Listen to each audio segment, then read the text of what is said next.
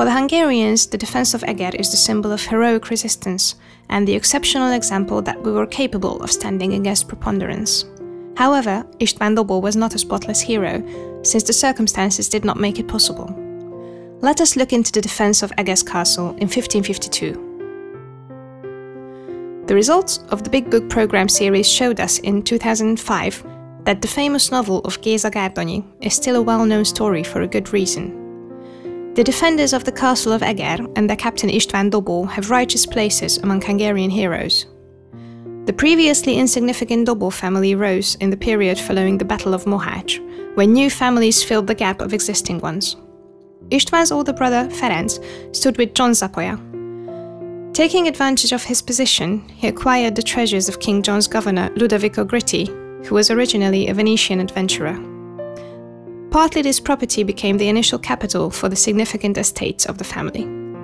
István Dobó served in the court of Ferdinand I, first as a hussar of the court, later as a soldier. The turning point of his life came around 1543, when he became the trustee of the Bishop of Eger. His task was to make the castle of Eger an active part of the defense system. The castle was situated in the peak of the triangle of Transylvania, Upper Hungary, and the Ottoman Empire. The castle got into royal hands in 1548, when István Dobó and Ferenc Zay were appointed as leaders, so the strengthening of the castle started. Dobó's activity was not in vain. The difficult political steps of George Martinuzzi have failed. He wanted to gather the parts of Hungary under one ruler, which were not occupied by the Ottomans. He was murdered, but the attention of the Ottomans has turned to these areas.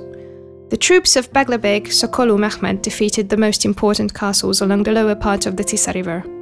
This campaign continued by Vice-Vizier Kara Ahmed with the successful siege of Temesvár.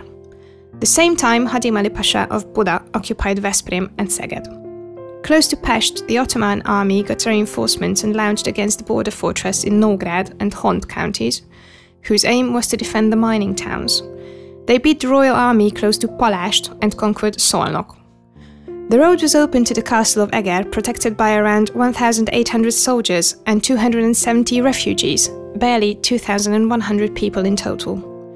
The castle had transformed into a more modern fortress by the time, so despite the enemy's overwhelming numbers, troops of 75,000 men, 15 to 20 large-caliber siege cannons, and approximately 100 small-caliber guns, the defenders could protect the castle successfully. Intensive artillery preparation, combined attacks of the artillery, miners and infantry, followed by rushes, tried to break the endurance of the defense. To avoid this, the famous flaming wheel was used, made by the royal captain Gergely Borna-Missa. It has caused large-scale loss of life among the attacking Turks. The last major two-day-long siege took place on the 12th and the 13th of October. During this attack, the defenders had to use every available person, so the women and children who remained in the castle also fought. According to Euronymous Ortelius, they have run out the walls with stones, boiling water and pitch, causing great harms in the lines of the enemy, and they acted no longer human, but as if they were angry lions. The defeated troops left the castle between the 14th and the 16th of October. They were already preparing for retreat, which actually happened on the 17th of October, 1552. During the siege, with the help of God, we tried to show our loyalty and trust to His Majesty, and to our so afflicted country, with the great struggle of our soldiers, with shedding their and our blood, furthermore with as much devastation caused within the enemy's lines as we could, wrote the main defenders of the castle to Tamás Nádasdy.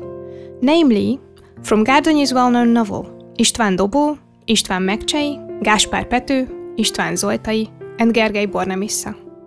Among the defenders of the castle, about 300 people died, and hundreds had been wounded. Following the suggestion of Dobó, the king has granted rewards and pension for 69 wounded warriors, for 23 orphan children, and for widows. The Diet in 1553 have called upon the country's nobility for general donations to help them, and the 10 denarius special tax was imposed after every serf parcel. Dobó will always remain a hero, even if we know he did both legal and illegal steps to gain more lands. He wouldn't become an outstanding Thane and a great person of his time if he didn't act like that.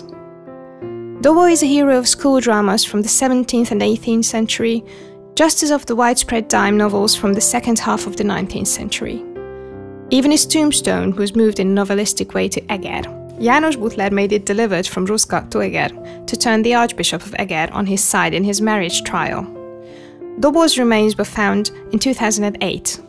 Dobó Ruska is a place of historical pilgrimage to the Hungarian minority living in Slovakia. The memory of Dobó and the defenders of Eger are still conveyed in the most vivid way in the novel of Géza Gárdonyi.